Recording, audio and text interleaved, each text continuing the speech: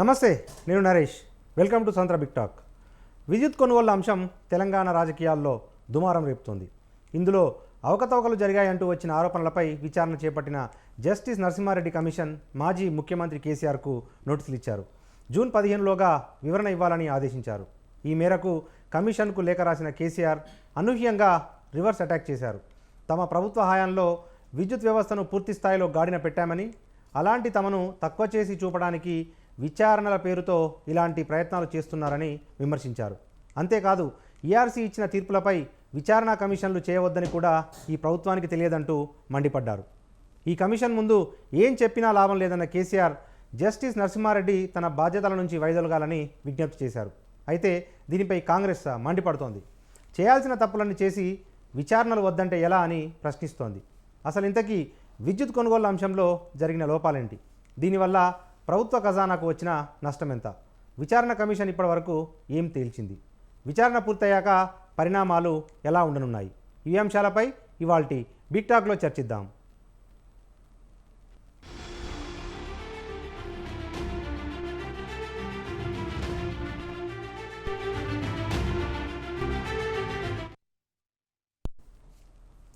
Right, మనతో పాటు మన స్టూడియోలో టీపీసీసీ రాష్ట్ర అధికార ప్రతినిధి డాక్టర్ దామోదరరావు అవేలి గారు ఉన్నారు. వారితో పాటు బీజేపీ రాష్ట్ర నాయకులు డాక్టర్ పల్నాటి వెంకటరెడ్డి గారు మనకు జూమ్ లైవ్లో అందుబాటులో ఉన్నారు. మొదట మనం దామోదరరావు గారి దగ్గర వెళ్దాం. దామోదర్ గారు నమస్తే అండి. నమస్తే. రైట్, ఏకంగా ఈరోజు మాజీ ముఖ్యమంత్రి కేసీఆర్ గారు 12 పేజీల లేఖాస్త్రాన్ని సంధించారు.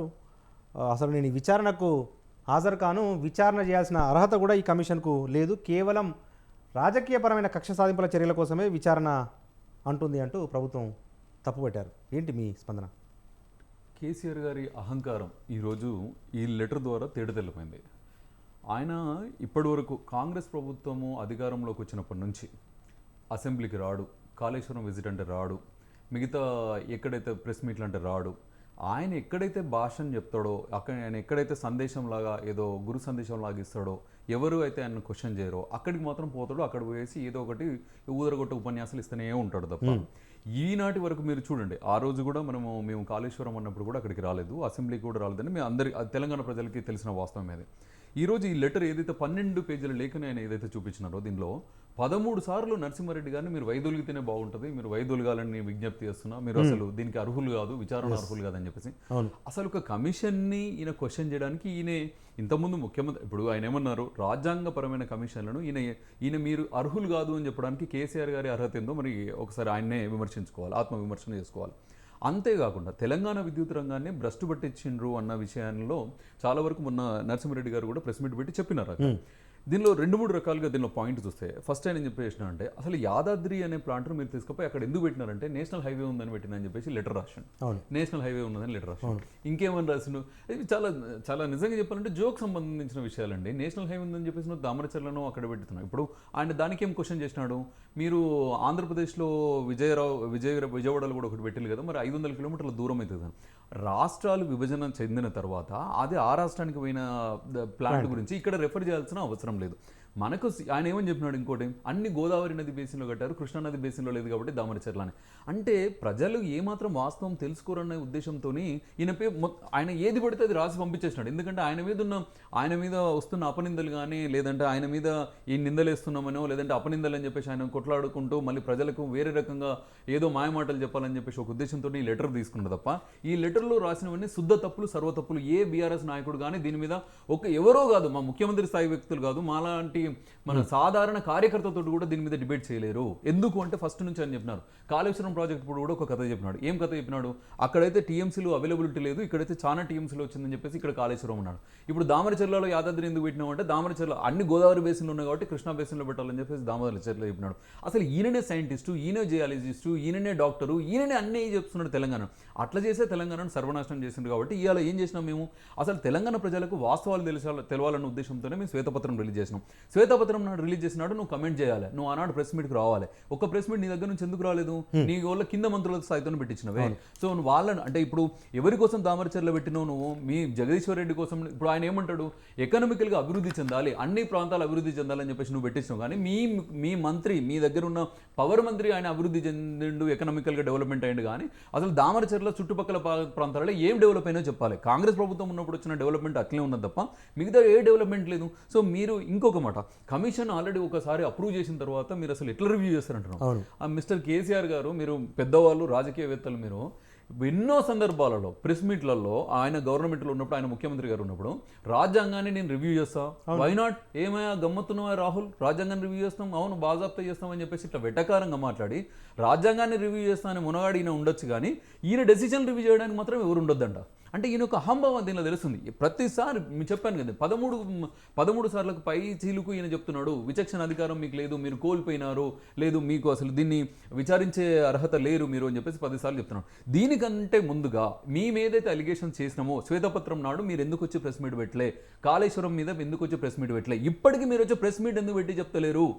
ఈ రోజు కూడా ఏ పాయింట్ మేము చేసిన అలిగేషన్లు ఎన్ని చేస్తున్నాం, టెలిఫోన్ ట్యాపింగ్ మీద మీరు ఎందుకు రాలేదు, ఇటువంటిది తీయాలి కదా. అంటే ఇవాళ కమిషన్ పిలిచింది కాబట్టి మీరు కంపల్సరీ రావాలి కాబట్టి, సో తెలంగాణ ప్రజలకు మొహం ఎట్లా చూపించుకుంటారో తెలియక మీరు ఒక లెటర్ రూపకంగా నేను రాను. ఆనాడు అసెంబ్లీకి మనం ఏది మొన్న తెలంగాణ ఉత్సవాలు కూడా జరిగినాయి, ఏది ఫార్మేషన్, తెలంగాణ ఫార్మేషన్ ఏదైతే ఆ రోజు రావడానికి ఏమొచ్చిందండి? సరే ఇప్పుడు చూడు, ఆయన యొక్క కసాయితనం ఊరికి చెప్పుకోవాల్సింది లేదండి. ఎంతైనా కన్నబిడ్డ అక్కడ జైల్లో ఉంటే కనీసం చూడని వ్యక్తి ఈయన. తెలంగాణ ప్రజల మీద ఈయనకు ప్రేమ ఉందంట, ఈయన వచ్చి తెలంగాణ డెవలప్ చేసిందంట. సో ఇవన్నీ సర్వం తప్పులే, ఇవన్నీ కూడా తెలంగాణ ప్రజలు గమనిస్తున్నారు కాబట్టి మొన్నటిసారి రిజల్ట్ ఇచ్చిండ్రు కదా. ఎంపీలు ఒక్కరు కాదండి, 10 ఏళ్ళు గవర్నమెంట్లో ఉన్న తర్వాత ఒక్క ఎంపీ సీటు కూడా రాలేదంటే ఒకసారి వాళ్ళు ఎంతవరకు ఆర్థిక విధ్వంసం చేసిండ్రు, తెలంగాణని ఎంతవరకు తప్పుదోవ పట్టించారు. సో ఈయన వచ్చిన తర్వాత ఇప్పటికీ కూడా చెప్పారు, ఈయన దీనిలో రాసిన వాటిలో ఇంకొన్ని పలు అంశాలు ఉన్నాయి. ఎప్పుడు మేము వచ్చిన తర్వాత BHEL లాంటి ఏజెన్సీలకు ఇచ్చాం, ప్రభుత్వ రంగ సంస్థకి ఇచ్చాం, BHEL దాన్ని ఎస్టాబ్లిష్ చేస్తామన్నది యాదాద్రి ప్లాంట్ అని చెప్పేసి. BHEL మీద కూడా కంప్లైంట్స్ వచ్చిన మాట వాస్తవం. కాళేశ్వరం పంపులలో 6,000 కోట్లు వాళ్ళు తీసుకుంటే వాళ్ళు బిల్లు ఎత్తింది మాత్రం 24,000 కోట్లకు పైచీలకు బిల్లు ఎత్తింది అన్నది వాస్తవం. ఏదైనా మేము క్వశ్చన్ చేసినప్పుడు ప్రజల తరఫున మేము ఎవరమండి, కాంగ్రెస్ అంటే ప్రజల తరఫున మేము పోరాడుతున్నాం, ప్రజలకు వాస్తవాలు తెలియాలన్న ఉద్దేశంతో మేము ముందుకు వచ్చి మేము అలిగేషన్ చేసినప్పుడు మీరు కానీ మీ స్థాయిలో, ముఖ్యమంత్రి స్థాయిలో మీకు ఆ బాధ్యత లేదా? తెలంగాణ ప్రజలకు నిజంగా మీరు మంచిగా చేసినట్టు ఉంటే మీరు మీడియా ముందుకి వాళ్ళు ఎందుకు వస్తలేరు, ఎందుకు మాట్లాడతలేరు, ఓన్లీ పత్ర రూపకంగా ఎందుకు వచ్చారు? తెలంగాణ ఫార్మేషన్ డే నాడు నిజంగా తెలంగాణ మీ మాసపుత్రికనే అయినప్పుడు, లేదంటే మీ నిజంగానే తెలంగాణకు మీరు తండ్రి లాంటి వారు, తెలంగాణ జాతిపితాన్ని పిలుచుకున్నప్పుడు ఆనాడు ఫార్మేషన్ డే నాడు ఎందుకు రాలేదు? అంటే మీరు స్వయంగా మీ రాజకీయం యొక్క దృక్పథము, మీ రాజకీయాలలో మీ యొక్క కంఫర్ట్ కోసము, మీ రాజకీయ సౌకర్యం కోసం, లబ్ధి కోసం మీరు తెలంగాణ అనే వాదాన్ని తీసుకొచ్చిండ్రు. ఆనాడు చంద్రబాబు నాయుడు గవర్నమెంట్ ఇవ్వలేదు, ఆయన మంత్రి పదవి ఇవ్వలేదు కాబట్టి తెలంగాణ అనేది వచ్చిందన్నది ఇవాళ ప్రజలకు తేటతెల్లమైంది. కాబట్టి మొన్న BRSకు 0 స్థానాలు ఇచ్చారు. సో ఈ రోజు నేను ఒకటే మాట అడుగుతున్నాను కేసీఆర్ గారిని, ఏ విషయాలైనా సరే మీరు కమిషన్ను మీరు ఎదుర్కోండి, దమ్ము ఉంటే ధైర్యం ఉంటే మీరు అక్కడ ఎదుర్కోండి. ఈ విషయాలు, వాస్తవ విషయాలు వాళ్ళకి అక్కడ చెప్పండి, తెలంగాణ ప్రజలు చెప్పాల్సిన అవసరం కంపల్సరీ ఉందని చెప్పేసి నేను డిమాండ్ చేస్తాను. ఓకే, మనతో పాటు BRS సీనియర్ నాయకులు బొమ్మర రామూర్తి గారు జాయిన్ అయ్యారు. వారి అభిప్రాయం తెలుసుకునే ముందు బీజేపీ రాష్ట్ర నాయకులు డాక్టర్ పల్నాటి వెంకటరెడ్డి గారు ఉన్నారు. వెంకటరెడ్డి గారు నమస్తే అండి. నమస్తే అండి. రైట్, ఈ విద్యుత్ కొనుగోలు విషయంలో కానీ జస్టిస్ నరసింహారెడ్డి కమిషన్ ముందు నేను హాజరు కాను, అసలు విచారణ చేయాల్సిన అవసరమే లేదు, ఈ కమిషన్కు అర్హత కూడా లేదు, ఈ ప్రభుత్వానికి అర్హత కూడా లేదు అన్నట్టుగా మాజీ ముఖ్యమంత్రి కేసీఆర్ గారు 12 పేజీల లేఖను కూడా సంధించారు. ఏంటి సార్ బీజేపీ పార్టీగా మీ స్టాండ్?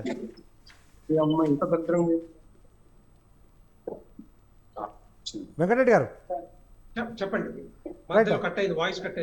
రైట్, ఇప్పుడు కేసీఆర్ గారు 12 పేజీల లేఖ రాశారు జస్టిస్ నరసింహారెడ్డి కమిషన్కి. నేను ఈ కమిషన్కు హాజరు కాను, ఇదంతా ఏదో ప్రీ డిటర్మైన్డ్ నోషన్ తోటి బీఆర్ఎస్ను గత ముఖ్యమంత్రిని వేధించే ఉద్దేశంతోనే కమిషన్ ఏర్పాటైనట్టుగా ఉంది తప్ప నిజాలు నిగ్గు తెల్చే అంశాలు నాకు కనిపించట్లేదు అని చెప్పి నేను కమిషన్కు హాజరు కాను అని చెప్పి కూడా కేసీఆర్ లేఖ రాశారు. ఏంటి సార్ బీజేపీ స్టాండ్ ఏంటి దీని మీద? నరేష్ గారు, ఇప్పుడు మనము తెలంగాణ తెచ్చుకున్న తర్వాత తెలంగాణలో మనకి ఏదైతే దుర్భర పరిస్థితులు ఉన్నాయో, నీళ్లు, నిధులు, నియామకాలు అన్నట్టుగా దాని గురించి మనం కొట్లాడి తెచ్చుకున్న తెలంగాణలో కరెంటు మరి బాగు చేయాలనే ఒక ఆలోచనతోటి కేసీఆర్ గారు అంటే కొన్ని ప్రాజెక్టులు తీసుకొచ్చారు. బాగానే ఉంది, తీసుకొచ్చారు కొన్ని సంస్కరణలు, కొన్ని పవర్ ప్రాజెక్ట్ తీసుకొచ్చారు. కానీ దాంట్లో 1,000 కోట్ల కుంభకోణాలు జరిగినాయని చెప్పి అప్పటి నుంచి ఇప్పటి వరకు మీడియాలో వస్తున్నా కూడా పట్టించుకోలేదు బీఆర్ఎస్ ప్రభుత్వం కానీ కేసీఆర్ కానీ.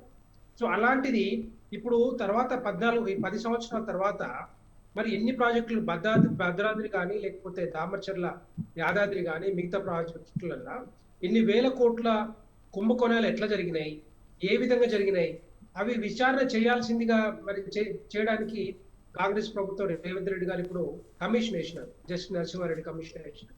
ఇప్పుడు కమిషన్ వేసిన తర్వాత దాంట్లో ముఖ్యమైన విషయాలు మరి వాళ్ళకి తెలిసి నోటీస్ ఇచ్చిన తర్వాత సార్ నోటీస్ ఇచ్చిన రామూర్తి గారు మ్యూట్ చేయరా, రామూర్తి గారు మ్యూట్ చేయరా, రామూర్తి గారు మ్యూట్లో పెట్టరా. ఓకే, నోటీస్ ఇచ్చిన తర్వాత కూడా దానికి 12 పేజీల మరి లెటర్ రాయడం అనేది ఏంటంటే అహంకార ధోరణి అవలంబిస్తున్నాడని క్లియర్ కట్ గా తెలంగాణ ప్రజలకు అర్థమవుతా ఉంది.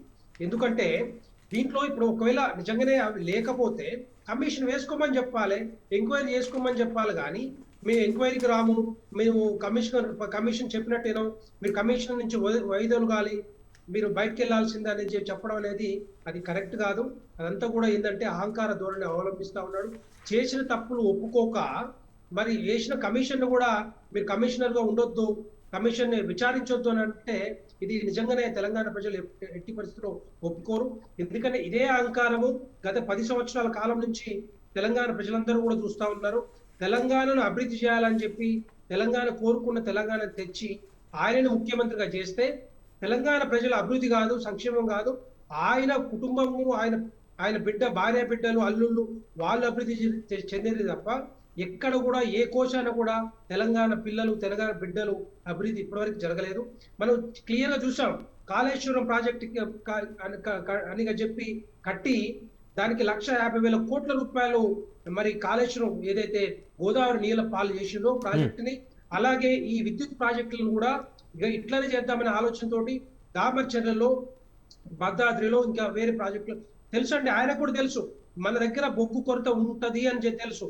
కానీ బొగ్గు కొరత ఉంటదని తెలిసి కూడా మరి ఆ లెటర్లో రాశారు చూసారా, బయట నుంచి తెచ్చుకుంటాం, లింకేజ్ కంప్లీట్ చేసుకుంటాం. ఇవన్నీ కూడా ఏంటంటే ఉద్దేశపూర్వకంగా చేస్తున్న పనులుగా కనపడతా ఉన్నాయి. ఇవన్నీ ఏంటంటే 100,000 కోట్ల రూపాయలు వెనకేసుకోవాలి. మంత్రులు వీళ్ళు ఎవరైతే వెనకాల ఉన్నారో దీని వెనకాల వాళ్ళందరినీ కూడా విచారించాలి. తప్పనిసరిగా మరి కేసీఆర్ గారు ఎట్టి పరిస్థితుల్లో ఎంక్వైరీ కమిషన్ కు అటెండ్ అవ్వాలి. ఉన్నట్టు వాస్తవాలన్నీ కూడా బయటికి చెప్పాలి, బయటికి రావాలి. దాని పరంగానే ఇప్పుడు ఆయన చెప్తున్నాడు ఏంటంటే లెటర్ లో రేవంత్ రెడ్డి గారికి కూడా తెలుసు, అప్పట్లో మరి టీడీపీ ఎమ్మెల్యేగా ఉన్నారు, ఆయనకు కూడా ఈఆర్సీకి ఆయన కూడా చెప్పాడు, ఆయన అభిప్రాయాలు చెప్పాడని చెప్తున్నారు. ఒకవేళ అట్లాంటి ఏమైనా ఉంటే అవన్నీ కూడా బయటికి రావాలి. ఏం జరిగింది, ఎట్లా జరిగింది, ఎవరెవరు దీని వెనకాల ఉన్నారు, ఎన్ని వేల కోట్ల కుంభకోణం జరిగింది, ఎవరికి ఇచ్చిర్రు, బిహెచ్ఎల్కి ఇచ్చిర్రు, కరెక్టేనా కాదా, ఇవన్నీ కూడా బయటికి రావాల్సిన అవసరం ఉంది. బీజేపీ పార్టీ ఒకటే డిమాండ్ చేస్తా ఉంది, దీని వెనుక ఉన్న వాళ్ళందరినీ కూడా బయటికి రప్పించాలి. ఇది ఒకటే కాదు, ఇప్పుడు ఓన్లీ కోల్ మీద ఆధారపడి విద్యుత్ ప్రాజెక్టులు చేపట్టడం కాదు, దానితో పాటుగా సోలార్ కానీ హైడ్రో పవర్ ప్రాజెక్ట్స్ కానీ తీసుకొస్తే అది వేరే రకంగా ఉండేది. ఎంతసేపు ఉన్నా కూడా భద్రాద్రిలో కానీ లేకపోతే దామర్చర్ల యాదాద్రిలో కానీ ఆ 2 ప్రాజెక్టులు ఎందుకు తీసుకొచ్చిర్రు, ఇన్ని వేల కోట్ల రూపాయలు ఎందుకు ఖర్చు పెట్టిర్రు, ఎంత ఖర్చు పెట్టిర్రు, ఇవన్నీ కూడా బయటకు రావాల్సిన ఉంది. ఎందుకంటే ఈ రోజుల్లో సోలార్ అనేది ప్రకృతి మనకి ఇచ్చిన వరం. దాన్ని ఉపయోగించుకొని ఎన్నో మెగావాట్ల, 100,000 మెగావాట్ల విద్యుత్తును కూడా మనం పొందవచ్చు. అయ్యే ఖర్చు పెడితే ప్రాజెక్టులు కంప్లీట్ చేసుకోవచ్చు. కానీ దాని గురించి ఎందుకు పోలేదు, దాని గురించి ఎందుకు మాట్లాడలేదు? బయట నుంచి ఎక్కువ మొత్తంలో రేటు పెట్టి విద్యుత్తుని కొనాల్సిన అవసరం ఎందుకు వచ్చింది, ఎక్కడ ఏ ఇష్యూ వచ్చింది, అది కూడా బయటకు రావాల్సిన అవసరం ఉంది. ఎంతసేపు ఉన్నా కూడా తెలంగాణని అబాస్ పాలు చేసి తెలంగాణ మొత్తం కూడా నీరు గార్చింది కేసీఆర్. ఎందుకంటే ఇది ఒక్కటి కాదు, కాళేశ్వరే కాదు, మిగతా దగ్గర 7 లక్షల కోట్ల అప్పు చేసిండు. రకరకాల ప్రాజెక్టులు మరి ఆగిపోయినాయి. దాంతో పాటుగా మద్యాన్ని పెంచి, మద్యాన్ని పోషించి, బెల్ట్ షాప్, రకరకాల లైసెన్సులు ఇచ్చి మద్యం తెలంగాణ లాగా మరి యూతని మద్యం బారిన పడాల్సిన పరిస్థితి ఇది కేసీఆర్ వల్ల వచ్చింది. ఎందుకంటే తెలంగాణ రాకముందు 2014 కంటే మొదల మద్యం మీద ఆదాయం 14,000 కోట్లు ఉంటే ఇప్పుడు 45,000 కోట్ల రూపాయలు మద్యం మీద వస్తుందంటే పిల్లలందరూ కూడా తాగుడుకు అలవాటు పడి జీవితాలను నాశనం చేసుకుంటా ఉన్నారు. మరి చదువుకోకుండా బయట తిరగాల్సిన పరిస్థితి కేసీఆర్ తీసుకొచ్చిండు. మరి దీన్నేనా మనం కోరుకున్న తెలంగాణ తెచ్చుకుంది? దీన్నేనా మనం మన బిడ్డలకు ఉద్యోగాలు తెచ్చుకోవాలని అనుకున్నది? ఇవన్నీ కూడా నీళ్లు రాలేదు, నిధులు రాలేదు, మరి ఉద్యోగాలు రాలేదు. ఇవన్నీ కూడా దీనికంతా కూడా కేసీఆర్ కాదు. క్లియర్ కట్ గా చూసాం. మన ఎన్నికల్లో ఎంపీ ఎన్నికల్లో ఒక్క సీట్ అంటే ఒక్క సీటు రాలేదు అంటే దాని అర్థం ఏంటంటే తెలంగాణ ప్రజలందరూ కూడా ఎప్పుడైతే టిఆర్ఎస్ ని బిఆర్ఎస్ గా మార్చారో అప్పటి నుంచి ఈ కేసీఆర్ మనకి పనికిరాడు, మన గురించి రాలేదు, మన బిడ్డల గురించి రాలేదు, వాళ్ళ బిడ్డల గురించి వాళ్ళు సంపాదించడానికి 1,000 కోట్లు 100 ఎకరాల భూములు ఆక్రమించుకోవడానికి వచ్చారు తప్పితే మన గురించి రాలేదని చెప్పి క్లియర్ కట్ గా అర్థం. బిఆర్ఎస్ పార్టీని బొందబెట్టిన పరిస్థితి మనం చూసాం. Right, okay. మనతో పాటు బిఆర్ఎస్ సీనియర్ నేత బొమ్మరి రామూర్తి గారు ఉన్నారు. రామూర్తి గారు నమస్తే అండి. నమస్తే అండి. నమస్తే. వినబడుతుందా వాయిస్? రైట్, క్లియర్గా ఉందండి. ఏంటి సార్ రామూర్తి గారు, ఇప్పుడు ఎన్ని విచారణ కమిషన్లు అయినా ఆదేశించుకోండి, అటెండ్ కావడానికి మేము సిద్ధంగా ఉన్నాం, మేము అన్ని విచారణలకు వస్తాము అని చెప్పిన బీఆర్ఎస్ అధినేత ఏంటి తాజాగా నేను అసలు రాను, జస్టిస్ ఎల్నరసింహారెడ్డి కమిషన్ ముందు హాజరుగాను, పీపీఎల్కి సంబంధించి కానీ లేకపోతే పవర్ ప్లాంట్ ప్రాజెక్టులకు సంబంధించి కానీ నేను అసలు విచారణకు హాజరు కాను అని చెప్పి తెగేసి చెప్పారు. ఎందుకు సార్ హాజరు ఎందుకు అవ్వద్దు అనుకుంటున్నారు? ఇప్పుడు చాలా క్లియర్ గా చెప్పాల్సిన విషయాలు చాలా కేసీఆర్ గారు లెటర్ రూపంలో చాలా బ్రహ్మాండంగా చెప్పారు. హలో, చెప్పండి, వినిపిస్తుంది, చెప్పండి. వినబడుతుందా? క్లియర్గా ఉందండి, వాయిస్ క్లియర్గా ఉంది, చెప్పండి. చెప్పాల్సిన విషయాలు కేసీఆర్ గారు ఏం చెప్పాలో, ఏం చేయాలో, ఏం జరిగిందో చాలా క్లియర్ గా ఈ ఎవరైతే కమిషన్ ఇచ్చారో ఆ కమిషన్ వారికి లెటర్ రూపంలో తెలియజేశారు. తెలియజేసిన తర్వాత వీళ్ళకెందుకు అంత భుజాలు తరుచుకోవడం? కేసీఆర్ గారు ఒక అసాధ్యాన్ని సుసాధ్యం చేసి తెలంగాణ చీకటి పడ్డ తెలంగాణను మొత్తం వెలుగుమయం చేసి తెలంగాణ ప్రజలకు, తెలంగాణ రైతులకు, తెలంగాణ సమాజాన్ని ఒక గొప్ప వెలుగుల్లోకి తీసుకుపోయిన కేసీఆర్ గారిని ఏదో బట్టగాల్చి మీదేసి ఒక నిందల పాలు చేయాలనే ఒక దుర్మార్గమైన ఆలోచన తప్ప వచ్చిన దాన్ని మరి తెలంగాణ రాష్ట్రానికి ముందు 2014 ముందు తెలంగాణ రాష్ట్రం విద్యుత్ పరిస్థితులు ఎలా ఉండే, 2023 ఇప్పుడు తెలంగాణలో విద్యుత్ పరిస్థితి ఎలా ఉండే? కాంగ్రెస్ వచ్చింది ఇవాళ కూడా నేను ఉండేది జూబ్లీ హిల్స్ లో ఇప్పటిదాకా దాదాపు 2 గంటల పాటు కరెంటు పోతూనే ఉన్నది, వస్తూనే ఉన్నది. ఇప్పుడు కూడా మీరు ఆన్ చేసినాక కూడా నేను అర్ధగంట చీకట్లోనే ఉన్నాను. కాబట్టి వీళ్ళకు శాతగానితనం, వీళ్ళకు తెలివిలేనితనం ఎట్లా యూజ్ చేసుకోవాలో. కేసీఆర్ గారు ఉన్నప్పుడు 10 సంవత్సరాలు వచ్చిన కరెంటు ఎందుకు కటకేసినట్టే బంద్ అయింది, ఇప్పుడు వీళ్ళు రావడమే అంటే వీళ్ళు అమలు చేయడం చేత కాదు, వీళ్ళకి తెలివి లేదు, ఎలా వాడుకోవాలో తెలియదు. వీళ్ళు రాకంటే ముందు కేసీఆర్ గారు 20,000 విద్యుత్ మెగావాట్లు వచ్చినాక కూడా ఇంకెందుకు వీళ్ళకి విద్యుత్ కోతలు వస్తున్నాయో అర్థం కావడం లేదు. కాబట్టి కేసీఆర్ చేసింది నువ్వు అడుక్క తిననియవు, నువ్వు అమ్మ పెట్టదు అడక తినది ఏంటంటూ నువ్వు 100 రూపాయలు తెచ్చిండా, 800 రూపాయలు తెచ్చిండా, 8 రూపాయలు తెచ్చిండా, 6 రూపాయలకు తెచ్చిండా? కాదు, రైతులకు స్వచ్ఛమైన నాణ్యమైన కరెంటు కేసీఆర్ గారు ఇచ్చిందా లేదా దాని మీద చర్చ జరగాలి కదా. దాని మీద జరగకుండా చాలా ఒక దుర్మార్గమైన కుట్ర చేసి 2 పార్టీలు బీజేపీ అటు కాంగ్రెస్ ఇద్దరు ఏకమై కేసీఆర్ గారిని ఏదో అబాస్ పాలు చేయాలని తెలిస్తే తెలంగాణ సమాజం ఊరుకోదు. చాలా క్లియర్ గా లెటర్ లో చెప్పాడు, మేము రాము, అవసరం కూడా లేదు, ఏమేమి జరిగిందో ఎట్లా జరిగిందో నీట్ గా క్లియర్ గా విషయాలు చెప్పినాక కూడా ఇంకా వీళ్ళకి అభ్యంతరం ఏందో నాకు అర్థం కావడం లేదు. కాబట్టి ఇప్పటికైనా తెలంగాణ సమాజం అర్థమైపోయింది, వీళ్ళు చేసిన మోసాలు, వీళ్ళు చేస్తున్న దగా కుట్రలు, వీళ్ళ యొక్క అబద్ధపు మాటలు ఇప్పుడు ప్రజలు తెలియజేసుకుంటారు. ఖచ్చితంగా వీళ్ళకు ఏ విధంగా రేపు స్థానిక సంస్థ ఎన్నికలు కానీ జిహెచ్ఎంసీ ఎన్నికలు కానీ వస్తున్నాయి, వీళ్ళకి ఎలాంటి గుణపాఠం చెప్పాలో తెలంగాణ ప్రజలు సిద్ధంగా ఉన్నారు. కాబట్టి ఇప్పటికైనా కేసీఆర్ గారి మీద నిందలు వేయడం మానేసి మీరు చేయాల్సిన పనులు, మీరు ఇచ్చిన హామీల కోసం పని చేయాల్సిన అవసరం ఉన్నది. ఒక్క హామీ నెరవేర్చకుండా కోడిగుడ్డు మీద ఈకలు లాగినట్టు ఏదేదో చెప్పుకుంటూ ప్రజల్ని అలాగే ప్రతిపక్ష పార్టీలను ఇబ్బంది పెడుతూ ఏదో కాలం గడుపుకుంటారంటే మాత్రం తెలంగాణ ప్రజలు చూస్తూ ఊరుకోరని ఈ సందర్భంగా మీ ద్వారా స్వతంత్ర టీవీ ద్వారా వాళ్ళకు తెలియజేస్తున్నాం. ఇప్పటికైనా వాళ్ళ యొక్క ఆలోచన విధానం మార్చుకోవాలి. ఎప్పుడు కేసీఆర్ గారి గుర్తుల్ని, కేసీఆర్ గారు చేసిన అభివృద్ధిని, కేసీఆర్ చేసిన మంచిని చేస్తామంటే తెలంగాణ సమాజం ఊరుకోదు. అది పోయే పరిస్థితి లేదు. ఎందుకంటే ఒక గొప్ప వ్యక్తిత్వాన్ని, గొప్ప అభివృద్ధిని ఈ భారతదేశంలోనే నెంబర్ 1 స్థానంలో ఉంచడానికి కేసీఆర్ గారు ఎన్నో కష్టాలు పడ్డాడు, ఎన్నో రకాలుగా ఇబ్బందులు పడ్డాడు. అసాధ్యాన్ని సుసాధ్యం చేసి భారతదేశంలో ఉన్న కరెంటు వ్యవస్థల్ని మాట్లాడి కరెంటు మనకు రావడానికి ఎన్నో ఇబ్బందులు పడి కరెంటు తెచ్చి ఈ రోజు తెలంగాణ ప్రజలకు హాయిగా కరెంటు వచ్చేటట్టు చేశారు. కానీ వీళ్ళు రావడమే అది మళ్ళీ మొత్తం మొదలుకొచ్చేది. కరెంటు కాంగ్రెస్ వస్తే కష్టాల పాలవుతుంది, కాంగ్రెస్ వస్తే కరెంటు పోతుంది అన్న నినాదం అది నిజమైంది. ఇప్పుడు ప్రజలు అనుభవిస్తున్నారు. ప్రజలకి అర్థమైంది, అయ్యా మేము తప్పు చేశాము, మేము బాధపడుతున్నాం, మాకు అన్నది ఏ ఒక్కరు కూడా మాయమాటలు చెప్పారు, ఏదో ఆశపడి ఓటేసినాం, వీళ్ళు ఇంత మోసం చేస్తారని మేము అనుకోలేదని ప్రజలు కూడా పల్లెలలో ఏడుస్తున్నారు. అసలు వాళ్ళు ఏడుస్తున్నారు, రైతులు ఏడుస్తున్నారు, మహిళలు ఏడుస్తున్నారు, విద్యార్థులు ఏడుస్తున్నారు. అరే సిగ్గు బుద్ధి లేకుండా కాంగ్రెస్ నాయకులు మేమిచ్చిన 30,000 ఉద్యోగాలని మేమిచ్చిన ఎప్పుడు చేశారు, ఎప్పుడు అది చేశారు అంటే అన్ని అబద్ధాలే, వాళ్ళ జీవితాలే అబద్ధాలతో కాంగ్రెస్ పార్టీ అధికారంలోకి వచ్చింది. అబద్ధాలతోటే కాలాన్ని కొనసాగిస్తారు. ఇక ముందు సాగదు. ఖచ్చితంగా వీళ్ళని వేటాడుతాం, ఇచ్చిన హామీలు నెరవేర్చేదాకా పోరాడతాం. ఈ సందర్భంగా ఓకే మనతో పాటు టీపీసీసీ అధికార ప్రతినిధి దామోదర్ రావు హవేలి గారు ఉన్నారు. అంటే ఇప్పుడు ఆ లేఖలో మొత్తం మనం చూస్తే కనుక 2 అంశాలను కేసీఆర్ గారు ప్రస్తావించారు.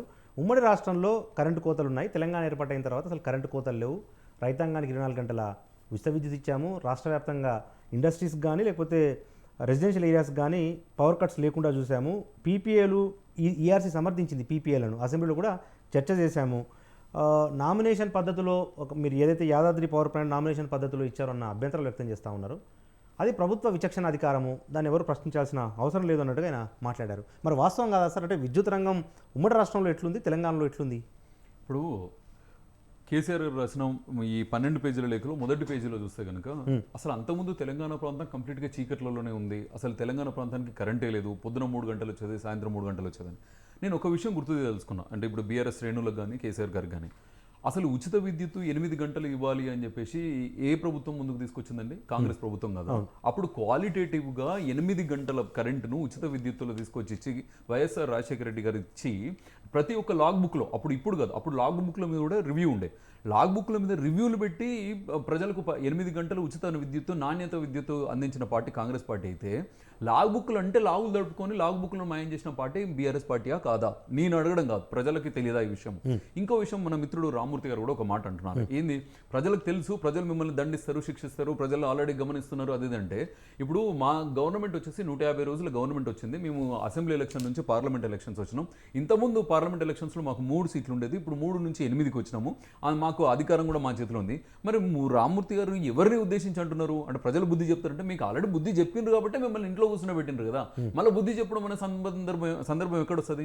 ఇప్పుడు రాబోయే స్థానిక సంస్థలలో 142 మున్సిపాలిటీలు, కార్పొరేషన్లు, 12,700 గ్రామ పంచాయతీలలో వాళ్ళకు పట్టుమని 12 కూడా వస్తాయో రావో కూడా నాకు డౌటే ఉన్నది. ఎందుకంటే వాళ్ళ పరిస్థితి చూస్తే బీఆర్ఎస్ పార్టీలు ఒకరు ఏమనంటే వీళ్ళు లెటర్లో కూడా ప్రతిసారి కేసీఆర్ గారు రెఫర్ చేస్తూ మీ అందరికి తెలుసు ప్రజలందరికీ తెలుసు అంటున్నారు. కానీ మీ అందరికి తెలుసు అంటే దాని మీనింగ్ ఏంటంటే ఇక్కడ మీ అందరికి తెలుసు అంటే ఎవరికి తెలుసు? కేటీఆర్కి తెలుసు, హరీష్ రావుకి తెలుసు, సంతోష్ కుమార్ తెలుసు, కవితకు తెలుసు, కేసీఆర్కి తెలుసు, శోభమ్మకి తెలుసు, అంటే వాళ్ళ ఇంట్లో ఫ్యామిలీ. సో వాళ్ళకి తెలిస్తే తెలంగాణ ప్రజలందరికీ తెలిసినట్టేనా?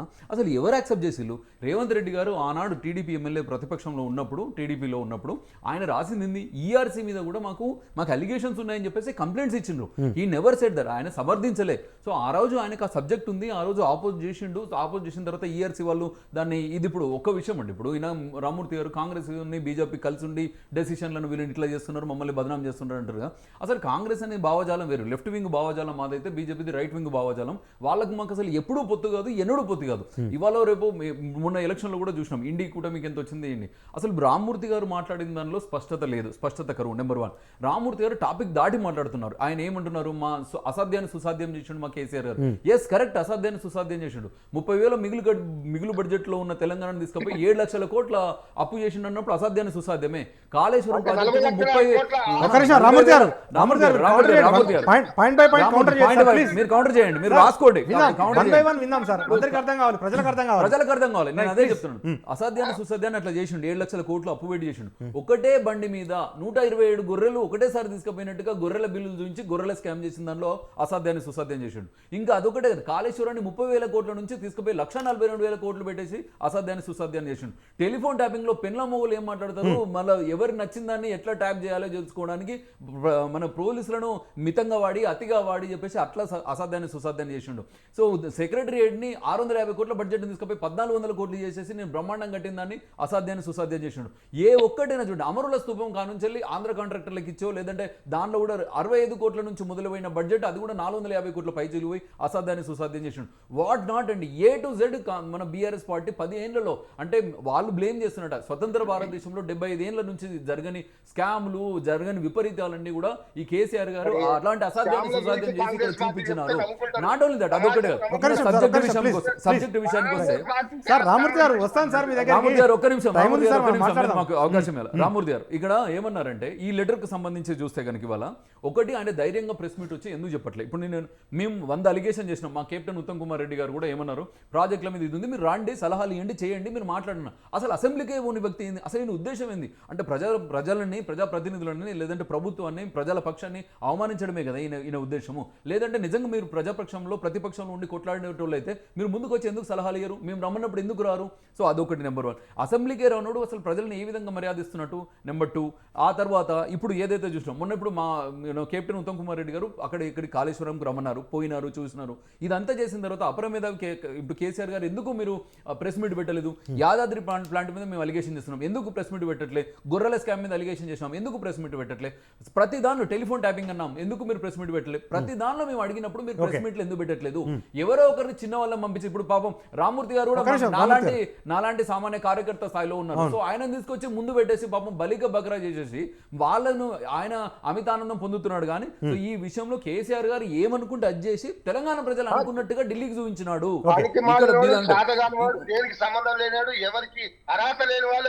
రామూర్తి గారు మీరు కౌంటర్ చేయండి, మీరు ఇప్పుడు తెలంగాణకు దక్కకుండా ఆంధ్ర ప్రాంత ప్రజలు గుంజుకపోయినారు. ఈ ప్రాజెక్టులు సీలర్ ప్రాజెక్టు గుంజుకపోయినారు. నిజంగా ఈయన సావు నోట్లో తలకాయ పెట్టి తెచ్చినోడేనా? ఢిల్లీలో మేడన్ వంచి తెలంగాణ తెచ్చినోడే కదా. మరి తర్వాత అధికారంలో అయితే 10 ఏళ్ళు ఉన్నాడు కదా, బీజేపీతోనే అలైబలై ఉన్నాడు, ఇటు జగన్తో కూడా అలైబలై ఉన్నాడు. మరి అలైబలై ఉన్నప్పుడు మరి అవి మిగతా తీసుకొచ్చిండా? ఎన్ని తీసుకొచ్చిండు? ఎన్ని ప్రాజెక్టులు ఉన్నావు? ఏది అక్కడ చేపల పులుసు తినేసి ఉన్న కృష్ణా నీళ్ళు అటు ఇచ్చి రాయలసీమ మంచిగా ఉండాలని చెప్పేసి అటు తెలంగాణ ప్రజల కడుపు కొట్టి అటు పంపించిండు.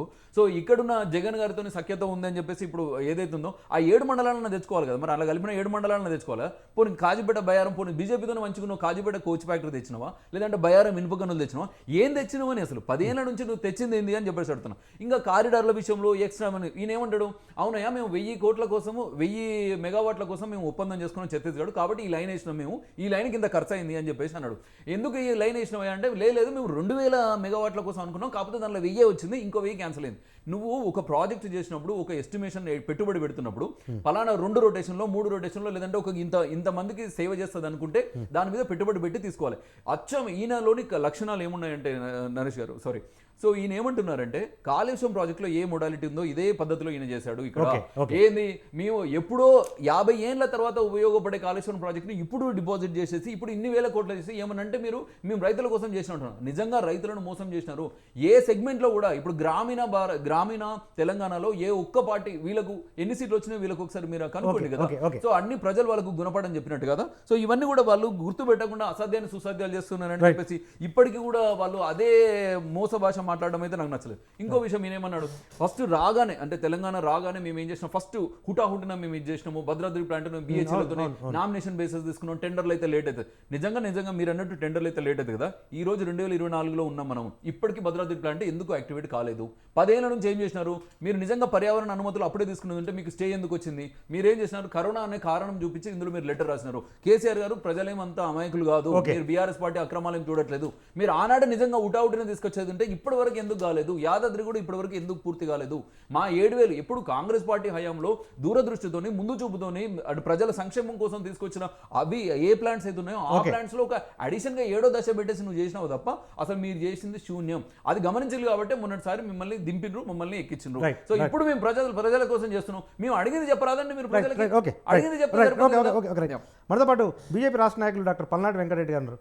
వెంకటరెడ్డి గారు, ప్రధానంగా గతంలో ఛత్తీస్గఢ్లో బీజేపీ ప్రభుత్వం ఉంది, అప్పుడే మేము ఒప్పందాలు కుదుర్చుకున్నాం. ఇది గవర్నమెంట్ టు గవర్నమెంట్ ఒప్పందాలు, దీన్ని తప్పట్టాల్సిన అవసరం ఏముంది? కేవలం రాజకీయపరమైన దుగ్ధతోనే ఈ విచారణ కమిషన్ పేరుతో మమ్మల్ని వేధిస్తున్నారు అనేది కేసీఆర్ గారు ఆర్గ్యుమెంట్. అవును, అదే అండి. ఇప్పుడు ఛత్తీస్గఢ్ నుంచి ఎక్కువ రేటు పెట్టి కొనాల్సిన పరిస్థితి ఎందుకు వచ్చింది అనేది అది కమిషన్ లో బయటపడాల్సిన అవసరం ఉంది. ఎందుకంటే కమిషన్ వేసిందే దానికోసం కదా. ఎప్పటి నుంచో ఉన్న ఏవైతే దాగుడు మూతలు ఉన్నాయో దీంట్లో దాస్తున్నారో అవన్నీ కూడా క్లియర్ కట్ గా బయటకు వస్తేనే మరి ఎవరు ఎంత దోచుకున్నారు అని చెప్పేసి వెనకాల ఈ కమిషన్ లో బయటపడుతుంది. ఇవన్నీ కూడా ఒక్కొక్కటి కమిషన్ వేస్తా ఉంటే భయం ఎందుకంటే మామూలుగా ఇప్పుడు భయపడాల్సింది ఎవరు? ఎవరైతే దోచుకున్నారో, ఎవరైతే దాచుకున్నారో వాళ్ళు భయపడాల్సిన అవసరం ఉంది. ఇప్పుడు క్లియర్ కట్ గా లెటర్ రాశారు కదండి, మేమేం చేయలేదు, మాకు సంబంధం లేదు, మేము క్లియర్ కట్ గా ట్రాన్స్పరెంట్ గా మేము చేసామంటే భయపడాల్సిన అవసరం లేదు చెప్పాలంటే. లేకపోతే ప్రెస్ మీట్ పెట్టి చెప్పొచ్చు ఆ విధంగా కూడా. అది కాకుండా మరి అంటే కమిషన్ నే భయపెట్టించాల్సిన పరిస్థితి ఇప్పుడు వచ్చిందంటే అక్కడ ఏదో జరుగుతూ ఉంది అని చెప్పేసి మరి అనుమానం వస్తూ ఉంది. సో అది క్లియర్ కట్ గా బయటకు రావాల్సిన అవసరం ఉంది. ఇది ఒక్కటే కాదు, ఇప్పుడు విద్యుత్ ప్రాజెక్టులే కాదు, ఇప్పుడు నీటి ప్రాజెక్టులు కూడా. ఇప్పుడు కాళేశ్వరం గురించి చెప్పాలంటే ఇప్పుడు పీసీ ఘోష్ కమిషన్ ఏం చెప్తుంది? తుమ్మిడిఎట్టి దగ్గర 365 రోజులు వాటర్ లభ్యత ఉంటుంది. అక్కడ కట్టాల్సిన ప్రాజెక్టు ఏదైతే ఉందో ప్రాణహిత చేవెళ్ల ప్రాజెక్టు, అది ఆల్రెడీ స్టార్ట్ చేశారు. 2,400 కోట్ల రూపాయలు ఖర్చు పెట్టారు. అది కాకుండా దీన్ని అనవసరంగా తీసేసి మేడిగడ్డ దగ్గర మరి ఏదైతే వరద కాలం వస్తుందో దాన్ని కోసం అనేసి, ఏదైతే 3-4 నెలల కోసం అనేసి దాన్ని కట్టిరో, ఇప్పుడు 1,50,000 కోట్ల రూపాయలు కట్టి మేడిగడ్డ కుంగుతూ ఉంది అంటే దానికి కారణం ఎవరు? ఆ డబ్బంతా ఎవరిది? కేసీఆర్ డబ్బా. మన దగ్గర తెలంగాణ ప్రజల దగ్గర, తెలంగాణ ప్రజలు కష్టం నుంచి వచ్చిన ఏదైతే చెమట ఉందో ఆ డబ్బుతోటే కదా ఇప్పుడు రేపొద్దున అదంతా కూడా వచ్చేది, తీర్చేది కూడా. మరి ఆ డబ్బంతా కూడా లోన్లు తెచ్చి అది కట్టాల్సిన పరిస్థితి మరి తెలంగాణ ప్రజల మీద, తెలంగాణ నెత్తి మీద ఉంది ఇప్పుడు. దానికి కారణం ఎవరు? మరి అది కూడా రేపొద్దున లెటర్ రాసి మేము కాదు, మేము చేయమని చెప్తాడా, లేకపోతే దానికి బాధ్యత వహిస్తాడా? అది కూడా బయటికి రావాల్సిన అవసరం ఉంది. ఎందుకంటే మేడిగడ్డ అనేది పనికి రాకుండా పోతున్న ప్రాజెక్ట్. అది నేషనల్ డ్యామ్ సేఫ్టీ అథారిటీ వాళ్ళు క్లియర్ కట్ గా చెప్పారు. ఇప్పుడు దాంట్లో ఉన్న కమిషన్ లో అడిగినప్పుడు అధికారులు కూడా చెప్తున్నారు, మీరు ఈ టైం లిమిట్ లోగా మీరు కంప్లీట్ చేయాలి, మీరు టైం ఫ్యాక్టర్ పెట్టి దాన్ని హడావిడిగా కంప్లీట్ చేసిన ప్రాజెక్ట్. అది 100 సంవత్సరాలు ఉండాల్సిన ప్రాజెక్టు మరి నెలల్లోనే కుంగిపోయిందంటే దానికి కారణం ఎవరు? అది ఎందుకు కట్టిర్రు? ఎవరి కోసం కట్టిర్రు? మరి కేసీఆర్ గారు ఫామ్ హౌస్ కోసమా, లేకపోతే అక్కడకున్న వాళ్ళ భూముల కోసం కట్టిరా, ఎవరి కోసం కట్టిరా? అదంతా కూడా బయటికి రావాల్సిన అవసరం ఉంది. ఈ డబ్బంతా ఎక్కడి నుంచి కక్కియాల్సిన అవసరం, మరి ఎక్కడి నుంచి రావాల్సిన అవసరం ఉంది. ఇవన్నీ కూడా ఒక్కొక్కటి బయటికి రావాల్సిన అవసరం ఉంది. ఇప్పుడు కమిషన్ల పేరు మీద ఇది చాలా స్పీడప్ చేయాలి. ఎందుకంటే ఇప్పుడు దగ్గర 6 నెలల నుంచి జరుగుతా ఉంది. కాంగ్రెస్ పార్టీ రేవంత్ రెడ్డి గారి ప్రభుత్వం వచ్చి ముందు నుంచి చెప్తా ఉన్నారు, కాళేశ్వరం ప్రాజెక్టు మీద మేము కమిషన్ వేస్తాం, కేసీఆర్ ని జైల్లోకి పంపిస్తామని చెప్పి ముందు నుంచి చెప్తా ఉన్నారు.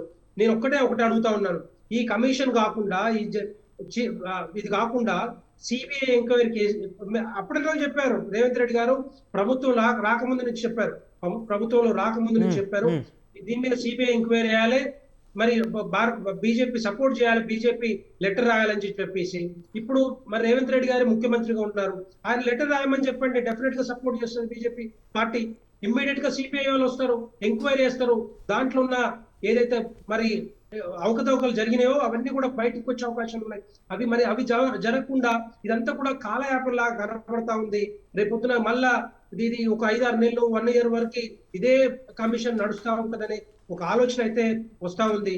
ఇదంతా కూడా ఏంటంటే టైం పాస్ చేస్తున్నారేమో, పేపర్లలోనేమో తెలంగాణ ప్రజలు తెలవాల్సింది ఇప్పుడు కమిషన్ వేసినాం, రేపొద్దున మేము బయటికి తీసుకొస్తామని చెప్తా ఉన్నారు. కానీ ఇదంతా డిలేడ్ ప్రాజెక్ట్ లాగా, డిలేడ్ కమిషన్ లాగా కనబడతా ఉంది. ఇది చాలా స్పీడప్ చేసేసి నేను ఒక్కటే ఒక డిమాండ్ చేస్తా ఉన్నాను భారతీయ జనతా పార్టీ తరఫున, కాళేశ్వరం మీద కూడా ఈ సిబిఐ ఎంక్వైరీ చేసి వాటి మొత్తం కూడా బయటికి తీయాల్సిన అవసరం ఉంది. ఇది ఒక్కటే కాదు, ఇది రెండో విషయం కూడా చెప్పాలి. ఫోన్ ట్యాపింగ్ విషయంలో కూడా, ఫోన్ ట్యాపింగ్ అనేది ఒక దుర్మార్గమైన చర్య. అట్లాంటి చేయాల్సిన అవసరం ఏముందండి? మన కోరుకున్న తెలంగాణలో, కోరుకొని తెచ్చుకున్న తెలంగాణలో అభివృద్ధి కోసం మనం కష్టపడతా ఉంటే ఇట్లాంటి ఫోన్ ట్యాపింగ్ల గురించి, ఫోన్ ట్యాపింగ్లు చేయడం అవసరమా కేసీఆర్ గారికి? ఇట్లాంటివన్నీ కూడా దుర్మార్గమైన చర్య. ఎందుకంటే అది ఎవరు చేస్తారు? ఎక్కడైతే ఇష్యూస్ ఉన్నాయో, ఎక్కడైతే టెర్రరిస్ట్ యాక్టివిటీస్ ఉన్నాయో, ఎక్కడైతే మన భారతదేశానికి ఉనికి ఏమైనా ప్రాబ్లం వస్తుందో అక్కడ ఇట్లాంటివి చేయాల్సిన అవసరం ఉంటుంది. కానీ దాన్ని దురుద్దేశపూర్వకంగా కొంతమందిని ట్యాప్ చేసుకుంటూ, మరి బీజేపీ పార్టీ నాయకులను కూడా ట్యాప్ చేసేసి అక్కడ ఏం జరుగుతుందో, ఇప్పుడు దుబ్బాక కానీ, లేకపోతే మునుగోడు ఎలక్షన్స్ కానీ, హుజూరాబాద్ కానీ, ఇవన్నీ కూడా ట్యాప్ చేసిన సందర్భాలు మన రఘునందన్ రావు గారు చెప్పారు క్లియర్ కట్ గా.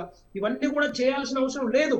కానీ ఏంటంటే రేపొద్దున కలకాలము ఎల్లకాలం నేనే ఉండాలి, ఒక అహంకార దూరంతో నేనే ముఖ్యమంత్రి ఉండాలనే ఒక ఆలోచనతోటి ఇవన్నీ కూడా చేసిన కనబడతా ఉన్నాయి. ఒక్కొక్క దాని మీద ఒక్కొక్క కమిషన్ వేసి ఒక్కొక్క ఎంక్వైరీ చేసుకుంటూ, సిబిఐ కూడా అవసరం వస్తుంది, సిబిఐ ఎంక్వైరీ చేసి ఇవన్నీ బయటకు తీయాల్సిన అవసరం ఎట్టి పరిస్థితుల్లో మరి రాష్ట్ర ప్రభుత్వం, కాంగ్రెస్ ప్రభుత్వం మీద ఉంది, రేవంత్ రెడ్డి గారి మీద ఉంది. చిత్తశుద్ధితో ఇవన్నీ కూడా బయటికి తీయాల్సిన అవసరం ఉంది. లేదంటే భారతీయ జనతా పార్టీ మళ్ళీ దాన్ని చొరవ తీసుకొని ఇవన్నీ కూడా తీసుకొచ్చే అవకాశం ఉంటుంది. అందుకనే ఒక్కొక్కటి ఇప్పుడు ఒక్కొక్కటి విద్యుత్ శక్తి మీదనే ఇంత అవకతవకలు ఉంటే రేపు ఇంకా చాలా ఉన్నాయి చెప్పాలంటే. చాలా స్కామ్లు జరిగినాయి. ఇవన్నీ కూడా బయటకు రావాల్సిన అవసరం ఉంది. ఒక్కటి కాదండి, స్టూడెంట్స్ కి టీఎస్పీఎస్ మీద, పిఎస్సి మీద అంతకుముందు కూడా ఉద్యోగాలు రాకుండా పోతా ఉన్నాయి. 1000 మంది 30,000 మంది మరి నిరుద్యోగులు ఉద్యోగాల కోసం చూస్తా ఉన్నారు. వాళ్ళందరికీ ఏంటి పరిస్థితి? ఇప్పుడు నీళ్లు లేవు, కరెంటు లేదు, మరి ఈ అన్నిటికీ కూడా కారణం ఏంటి? ఇవన్నీ కూడా బయటకు రావాల్సిన అవసరం ఉంది. Right sir, right. ఓకే, మనతో పాటు బీఆర్ఎస్ సీనియర్ నేత బొమ్మర రామూర్తి గారు ఉన్నారు. రామూర్తి గారు, మీ అభ్యంతరాలు ఏదైతే మీ గులాబీ బాస్ మాజీ ముఖ్యమంత్రి గారు 12 పేర్ల అభ్యంతరాలు రాశారో అదే విషయాన్ని కమిషన్ ముందు హాజరై చెప్పి ఉంటే కొంత శాంక్టిటీ వచ్చేది కదా. ఇంకా మిగిలిన కమిషన్లకు ముందు కూడా హాజరవుతారా లేదా? కాళేశ్వరం విషయంలో కానీ, లేకపోతే గొర్రెల పంపిణీ విషయంలో కూడా ఈడీ నోటీస్ ఇచ్చినట్టుగా ఉంది.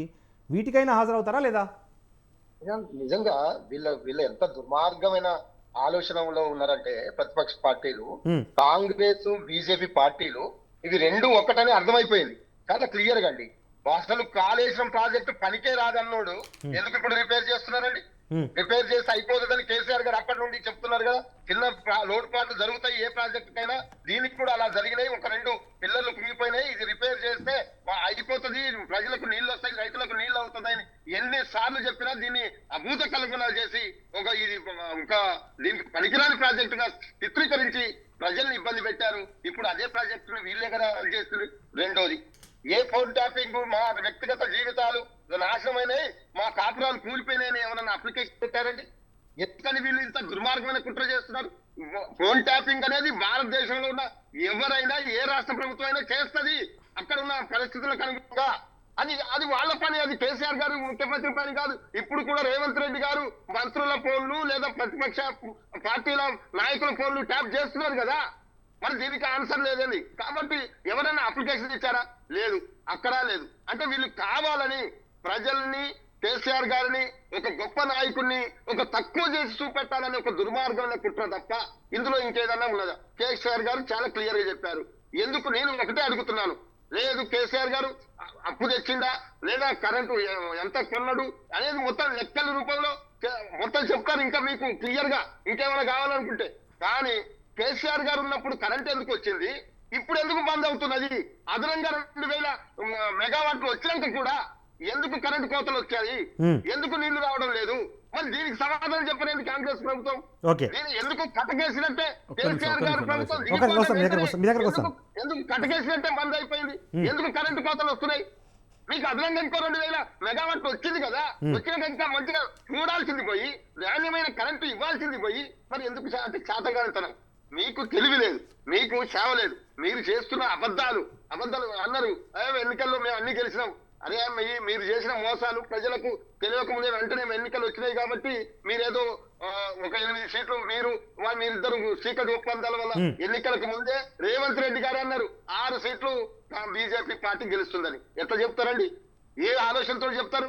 మీరు గనక అవయవ దానం చేయకుంటే, మీరు గనక బీజేపీ పార్టీకి అమ్ముడు పోకుంటే, సీక్రెట్ ఒప్పందం లేకుంటే ఎందుకు మీరు ముందే గెలుస్తాయని చెప్పారు? అదే జరిగింది. కాబట్టి మీ ఇద్దరి దొంగ నాటకాలు ప్రజలకు అర్థమవుతున్నాయి. కాబట్టి బీఆర్ఎస్ పార్టీ అప్పటి నుండి ఇప్పటి నుంచి వాస్తవానికి మీ 2 పార్టీల తల వంచి మీకు తెలంగాణ రాష్ట్రం తీసుకొచ్చిన పార్టీ కాంగ్రెస్ పార్టీ, బీఆర్ఎస్ పార్టీని ఇప్పుడు కేంద్రంలో పార్లమెంట్ లో లేకుంటే తెలంగాణ హక్కులు హరించబడతాయి. ఇప్పుడు ప్రజలకు అర్థమైపోతుంది.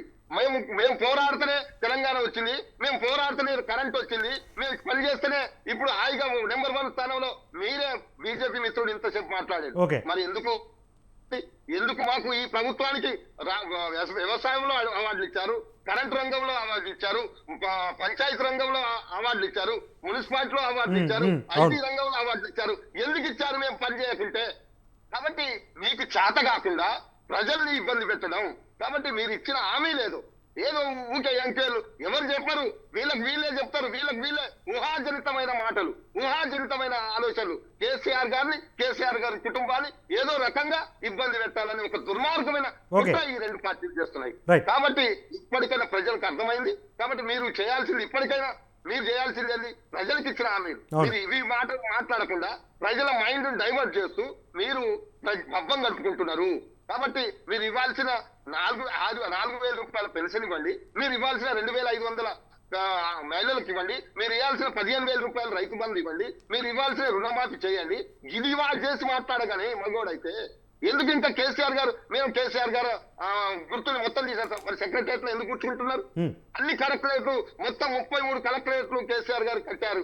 ఎందుకు ఉంటున్నారు కలెక్టరేట్ ఆఫీసులో? బుద్ధి లేకుండా కులుకుతున్నారు కదా. మీరు అంబేద్కర్ విగ్రహం దగ్గరకు వచ్చి పూలమాల వేయరు కానీ, అంబేద్కర్ విగ్రహం దగ్గరకు వచ్చి కనీసం అమరవీరుల స్తూపం దగ్గరకు వచ్చి, అమరవీరుల స్మారక దీపం దగ్గరకు వచ్చి కనీసం పూలు వేయరు కానీ కేసీఆర్ గారిని అవమానపరుస్తారా? అంబేద్కర్ గారిని అవమానపరుస్తారా? కాబట్టి ఇది సమాజం అర్థం చేసుకున్నది. కాబట్టి మీ యొక్క పోకడలు, మీ యొక్క కుట్రలు, మీ యొక్క కుతంత్రాలు ప్రజలకు అర్థమవుతున్నాయని చెప్తున్నాను. సో ఇప్పుడే ఒకటి గెలిచిన మాత్రాన మీరు కూడా 2-3 సీట్లకు కాదు 4-5 సీట్లకు పడిపోయారు కాంగ్రెస్ పార్టీ. మరి ఇప్పుడు చచ్చిపోయిందా? అధికారం రాలేదా? ఓడిపోయినంత మాత్రాన, ఒకసారి ఏదో పోయినంత మాత్రాన, ఒక సీట్ రానంత మాత్రాన బీఆర్ఎస్ పార్టీ అంతమయ్యే పార్టీ కాదు. మీ పార్టీలను అంతం చేసే పార్టీ బీఆర్ఎస్ పార్టీ, గుర్తు పెట్టుకోండి. మీ 2 పార్టీలను ఈ తెలంగాణ ప్రాంతంలో ఖచ్చితంగా భూస్థాపన చేసేంత వరకు ఒక్క ఉద్యమకారుడు కూడా నిద్రపోడు. తెలంగాణ బీఆర్ఎస్ పార్టీ 65 లక్షల సైన్యం రెడీగా ఉన్నదని ఈ సందర్భంగా మీకు తెలియజేస్తాను. టీపీసీసీ అధికార ప్రతినిధి దామోదర్ రావు అవేలి గారు ఉన్నారు మన స్టూడియోలో. సార్ దామోదర్ గారు, ఇప్పుడు టీఆర్ఎస్ ఉన్నప్పుడు కరెంటు కోతలు లేవు, సాగునీళ్ళు సరిగా ఇచ్చారు, కానీ మీ ప్రభుత్వం వచ్చిన 6 నెలల్లో ఆ పనులు చేయలేకపోయారు. అడపదడప హైదరాబాద్లో కూడా కరెంటు కోతలు ఉన్నాయి. సరే, మీరు పవర్ ఇంటరప్షన్స్ అంటారు వాటిని, కానీ ఇక అదే సమయంలో ప్రజలకు ఇచ్చిన హామీలను అమలు చేయకుండా గత ప్రభుత్వం మీద ఈ రకమైన కక్ష తీర్చుకుంటే ప్రజలు హర్షిస్తారంటారా?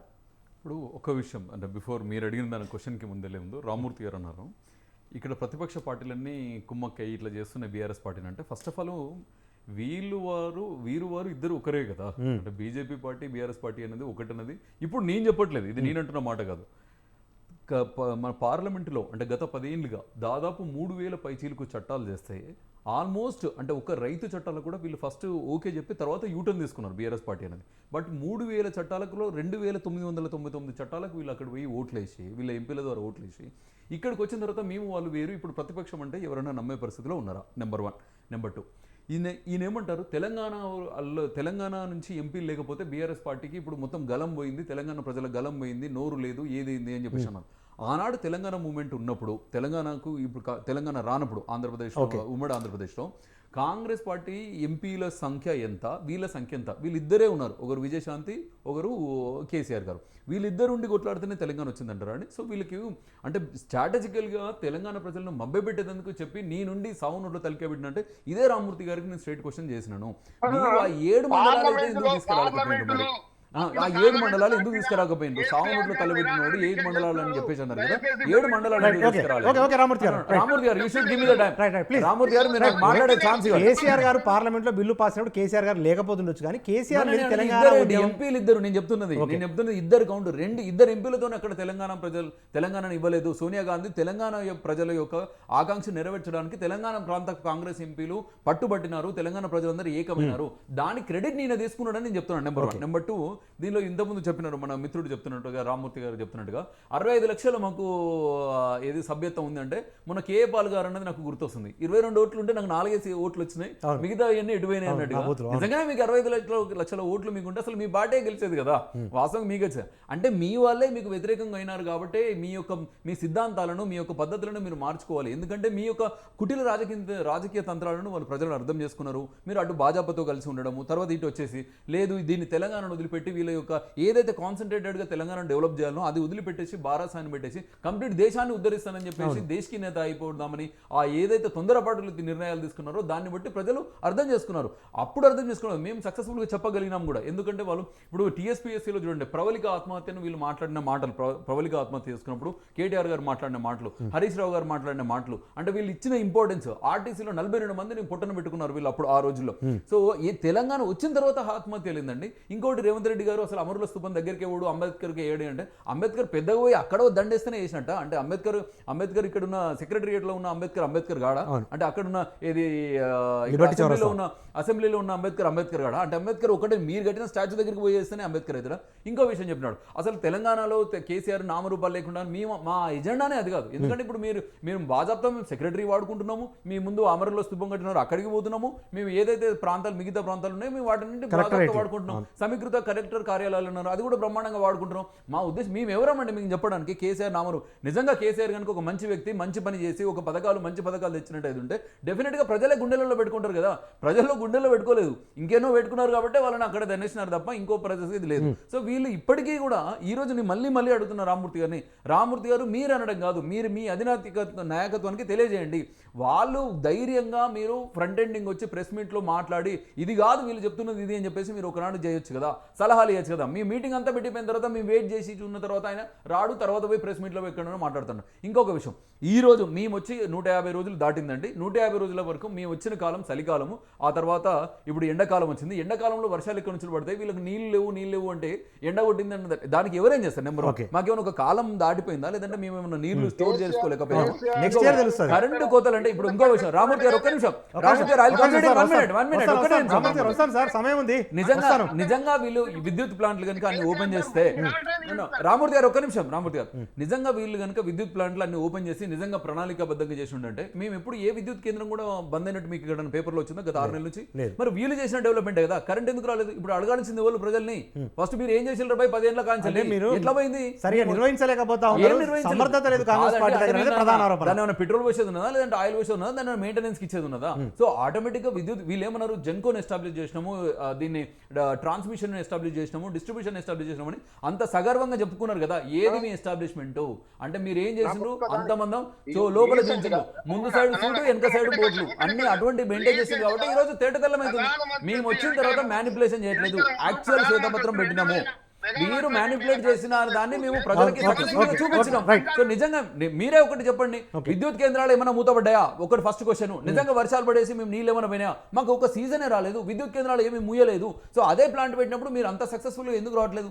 అందుకే మేము చెప్తున్నాం, మీరని ఒప్పుకోండి, మేము విద్యుత్ కేంద్రాలు పెట్టలేదు, మా ఈ మెగావాట్లు ఏవైతే స్థాపించనున్నామో అది తప్పని మీరు ఒప్పుకోండి, అప్పుడు మీ కరెంట్ దగ్గర మేము సమాధానం చెప్తాం. సో మీరు చేసిన దాన్ని మా మీదకి ఆపాదించడం లేదు. తెలంగాణలో కరెంటు కోతలు లేవు, ఓన్లీ కరెంటు ఇంటరప్షన్స్ మాత్రమే ఉండేవి. కరెంటు ఫుల్ ఉంది. రేవంత్ రెడ్డి గారు కూడా ప్రెస్ మీట్ పెట్టి చెప్పినారు. ఈవెన్ ఇన్ఫాక్ట్ నేనుండే ఏరియాలో కూడా ఒక 10 నిమిషాలు కరెంట్ పోతే వాడు అంత రెస్పాన్స్. ఈ రోజు నిజంగా చెప్పాలంటే విద్యుత్ ఎంప్లాయీస్ మమ్మల్ని తిట్టుకుంటున్నారు, అసలు ఏంది ఈయన అసలు ఈ రకంగా పనిచేస్తున్నాడు, ఏంది అసలు మమ్మల్ని చేస్తున్నాడు మమ్మల్ని ఇంత ఉరికిస్తున్నాడు అని చెప్పేసి కంప్లీట్ విద్యుత్ ఎంప్లాయీస్ అందరూ మాకు ఆపోజిట్ గా ఏం సార్ మీ సీఎం ఇట్లా చేస్తున్నాడు అని చెప్తున్నారు. సో అలాంటి క్రెడిట్ మాది, ప్రజల కోసం ఆలోచిస్తున్న వాళ్ళం. ఈవెన్ కాళేశ్వరంలో కూడా ఇప్పుడు ఆయన అన్నారు, నిజంగా కాళేశ్వరం అనేది చెత్త స్కాము, మేడిగడ్డ అనేది మేడుపండు అనేది వాస్తవ రిజల్ట్. కాకపోతే లేకపోతే దాన్ని ఏంది ఇప్పుడు ప్రజల డబ్బు, అది ప్రజల డబ్బు పెట్టిన మేము ఎవరమండి ప్రజల డబ్బుని దాన్ని అక్కడ విమర్శించడానికి లేదంటే వదిలేయడానికి. సో కాబట్టి దాన్ని రిపేర్లు చేసుకొని మినిమైజ్ ఎట్లా చేయాలని చెప్పేసి చూసుకొని రిస్క్ మినిమైజ్ చేసేసి ప్రజలకు నీళ్లు అందించాలనే చర్యలో కాంగ్రెస్ పార్టీ ఉంది. కాంగ్రెస్ పార్టీ చిత్తశుద్ధితో ఉన్నది. రాబోయే స్థానిక సంస్థలలో కూడా నాకు తెలిసి వీళ్ళు ఏదో 3 డిజిట్లో ఉంటారు తప్ప ఈవెన్ 4 డిజిట్లో కూడా రారు. 12,700 గ్రామ పంచాయతీలో చూడండి వీళ్ళకి ఎన్నో వస్తాయి, 3 డిజిట్లో ఉంటారు వీళ్ళు రాదు. ఈవెన్ మున్సిపాలిటీస్ లో కూడా అదే పరిస్థితి ఉంటుంది. సో రామ్మూర్తి గారు మీరు మళ్ళీ మీరు ఒక ఆత్మ విమర్శన చేసుకోండి. మళ్ళీ ఇప్పటికే పలుమార్లు అంటున్నారు ప్రజలు బుద్ధి చెప్తారని. ప్రజలు బుద్ధి ఆల్రెడీ చెప్పినరు, ఇంకా ప్రజలు ఇప్పుడు చూస్తున్నది ప్రజాపాలన కోసం. సో మీరు అది గమనించాలి. చెప్పండి. నేను ఒక్కటి చాలా క్లియర్ గా చెప్తున్నాను, వీళ్ళు కోడిగుడ్డు మీద ఈగలు ఆగడం బంద్ చేసి మీరు ఇచ్చిన దొంగ హామీలు ఏదైతే హామీలు ఇచ్చి ప్రజల్ని మోసం చేశారో 1,00,000 కోట్లు కోడిగుడ్డు మీద ఈకెట్లయితే సార్, టెలిఫోన్ ట్యాపింగ్ ఈకెట్లయితే సార్, 750 కోట్లు గొర్రెల స్కామ్ మన ఈకెట్లయితే సార్, ఇవన్నీ ఈకెట్లయితుందండి.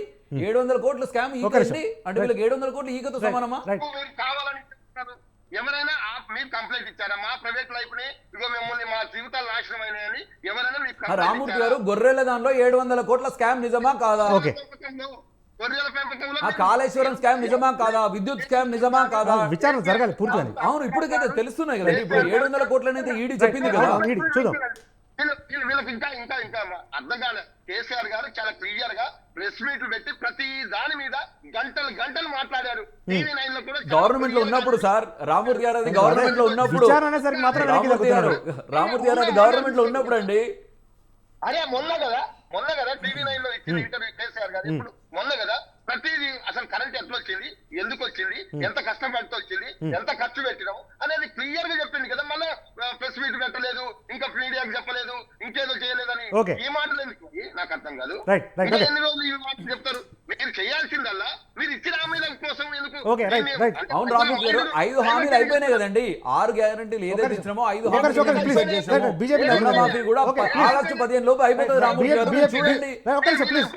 వీళ్ళెప్పుడు 7 లక్షల కోట్ల అప్పుల గురించి మాట్లాడుతున్నారు కానీ 40 లక్షల కోట్ల ఆస్తులు తయారు చేసి పెట్టినాం, దాని గురించి ఎందుకు మాట్లాడలేదు? దాని గురించి ఎందుకు వీళ్ళకి అర్థం కావట్లేదు? ప్లీజ్ బీజేపీ రాష్ట్ర నాయకులు డాక్టర్ పల్నాటి వెంకటరెడ్డి గారు ఉన్నారు. పల్నాటి వెంకటరెడ్డి గారు, బీఆర్ఎస్ చెప్పేది ఏంటంటే గతంలో బీఆర్ఎస్ అధికారంలో ఉన్నప్పుడు కేంద్ర ప్రభుత్వం, బీజేపీ కేంద్ర ప్రభుత్వమే చాలా రంగాల్లో అవార్డులు ఇచ్చింది. సగటు విద్యుత్ వినియోగంలో కానీ, లేకపోతే సగటు ఆదాయంలో కానీ, పర్ క్యాపిటల్ ఇన్కంలో కానీ, వీటన్నిటి విషయంలో కూడా తెలంగాణ చాలా ఫార్ అహెడ్ ఉంది అని చెప్పి కేంద్ర ప్రభుత్వం గతంలో కితాబ్ ఇచ్చింది. ఇప్పుడు ప్రభుత్వం పడిపోగానే బీఆర్ఎస్ను టార్గెట్ చేసే విధంగా బీజేపీ ప్రభుత్వం వ్యవహరిస్తుంది, స్కామ్ అంటుంది, ఈడీలను ఉసిగొల్పుతుంది అనేది బీఆర్ఎస్ నేతలు చేస్తున్న ఆరోపణ ఏంటి? ఇప్పుడు ఏ ప్రభుత్వం మీద అయినా కూడా ఒక నమ్మకం అంటూ ఉంటుంది. నమ్మకం మీద రిపోర్ట్లు చూసి రిపోర్ట్ నిజంగానే అవుతుంది అని చెప్పేసి డెఫినెట్ గా మరి ఇచ్చిన సందర్భాలు ఉండవచ్చు. కానీ ఇప్పుడు చూస్తుంటే ఏంటంటే ఒక్కొక్కటి బయటపడతా ఉంటే అవి కూడా కరెక్ట్ కాదేమో అని చెప్పేసి తెలంగాణ ప్రజల్లో మరి అనుమానం వస్తూ ఉంది. ఎందుకంటే వాటి మీద కూడా చూడాలి, ఎంక్వైరీ చేసేసి ఎక్కడెక్కడ ఏం జరిగింది అనేది కూడా క్లియర్ కట్ గా బయటకు తీయాల్సిన అవసరం ఉంది. రెండోది, కాంగ్రెస్ మిత్రుడు మాట్లాడుతూ 6 గ్యారెంటీలు అమలు అయిపోయినాయి అని చెప్పి క్లియర్ చెప్తా ఉన్నారు. 6 గ్యారెంటీలో ఎక్కడ అమలైనా ఒక్కసారి చెప్పని ప్రారంభించారు అంటే అమలు ఇక పూర్తి స్థాయిలో జరగలేదు కానీ ఇప్పుడు మేము ప్రారంభిస్తా ఉన్నాము అని చెప్పి నేను చెప్తాను. 6 గ్యారెంటీలో 13 అంశాలు ఉంటే 5 అంశాలు మాత్రమే టచ్ చేశారు. ఇంకా దగ్గర 7-8 అంశాలు అట్లాగే ఉన్నాయి. ఇప్పుడు రైతు కూలీలకు ఇవ్వాల్సిన 12,000 పెన్షన్ కానీ, ఒక్క నిమిషం ఉండండి, పెన్షన్ కానీ, పెన్షన్ 4,000 రూపాయలు కానీ, విద్యార్థులకు కానీ, ఇవన్నీ ఎక్కడ చేసి చెప్పండి ఒక్క మాట. ఒకసారి క్లియర్ కట్ గా తెలంగాణ ప్రజలు చెప్పండి. అవి ఇంతవరకు టచ్ చేయలేదు మీరు. 5 అంశాలు ఏం చేశారు చెప్తా నేను. బస్సుది ఒకటి చేశారు మహిళలకి, రెండోది గ్యాస్ ఒకటి స్టార్ట్ చేశారు, 200 యూనిట్లు మొదలు పెట్టారు. అంతేగాని 200 యూనిట్లు అందరికి ఇస్తున్నారు అంటే అది కూడా ఇవ్వట్లేదు. చాలా మంది మరి మీకు ఓట్లు వేసినారు, ఎంతమంది లక్షల్లో ఓట్లు వేసారు. ఎవరు వేసారు? రెంట్కున్న వాళ్ళంతా కూడా వేసారు. కిరాయికున్న వాళ్ళు, వాళ్ళకి మీటర్లు ఉండవు, వాళ్ళకి ఏ విధంగా ఇస్తారో ఒకసారి చెప్పాలి. ఇవన్నీ కూడా అట్టలు ఫ్లాపు క్లియర్ కట్ గా అర్థమైంది.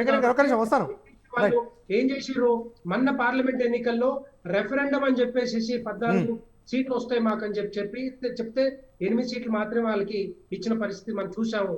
దానివల్ల ఏంటంటే తెలంగాణలో వెంకటరెడ్డి గారు ఒక్క నిమిషం ఒక్క నిమిషం సార్ ప్లీజ్ వెంకటరెడ్డి గారు ఓకే రైట్ ఇప్పుడు రైట్ మేము ఇచ్చిన 6 గ్యారెంటీలలో ఎందుకు అమలు కాలేదని చాలా వ్యాలిడ్ క్వశ్చన్. తెలంగాణ ప్రజలకు మేము చెప్పాల్సిన అవసరం కూడా ఉంది. ఈ రోజు రైతు బంధు అనేది మేము ఒకటి వాళ్ళు మొదలుపెట్టారు. మేము రైతు భరోసా కింద దాని పేరు మార్చి మేము చేస్తున్నాం. రైతు భరోసాలో రైతు బంధులో ఇంతకుముందు ఎవరికి వచ్చినాయండి మీరు చెప్పండి? గుట్టలు ఉన్న వాళ్ళకి వచ్చినాయి, చెట్లు పుట్టలు ఉన్న వాళ్ళకి వచ్చినాయి. అంటే రైతు తప్ప మిగతా వాళ్ళకి అందరికి వచ్చినాయి. మ్యాక్సిమం రియల్ ఎస్టేట్ చేసుకున్న వాళ్ళకి వచ్చినాయి.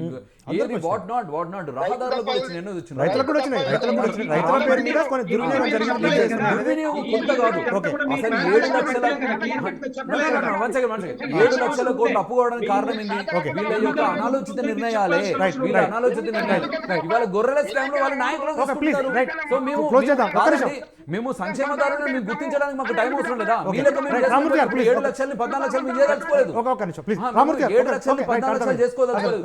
రైతు బంధు అనే స్కీమ్ లో కానీ వాస్తవంగా వాళ్ళు ఇష్టం ఉన్నట్టు డబ్బులు ఇచ్చేసి తెలంగాణను దోచినారు. కాబట్టి మేము సంక్షేమదారులను మేము ఫస్ట్ గుర్తిస్తాం. అది మా బాధ్యత. ఎంతమంది ఉన్నారు, గొల్ల వాళ్ళు ఎంతమంది ఉన్నారు, కులగణన చేస్తామని చెప్పేసి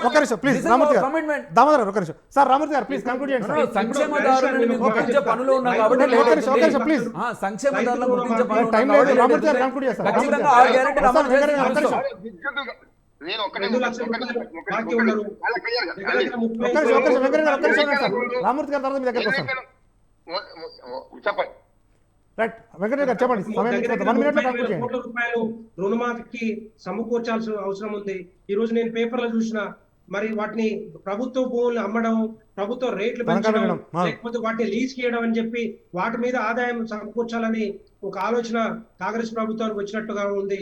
అవన్నీ కాకుండా మీరు వేరే ఆదాయ వేరే సోర్సెస్ చూసుకోవాలి. కానీ ప్రభుత్వం కాంగ్రెస్ కూడా చేస్తే తెలంగాణ తెలంగాణ ప్రజలు